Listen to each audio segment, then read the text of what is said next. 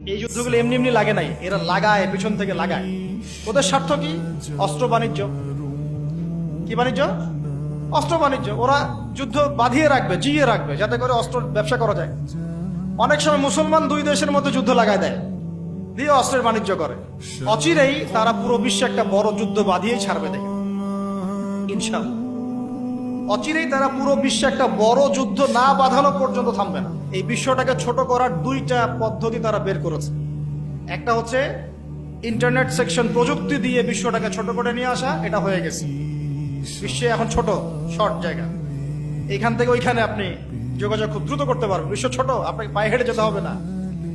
আর একটা অপশন হচ্ছে পুরো বিশ্বে যুদ্ধ বাঁধিয়ে দিয়ে পুরো বিশ্বের আয়তন ছোট করে ফেলা। আর আমি কনফিডেন্ট আমার বক্তব্যে, এটা আমার ধারণা, আমার ইস্তেহাদও বলতে পারেন, যদিও আমি মুস্তাহিদ নই।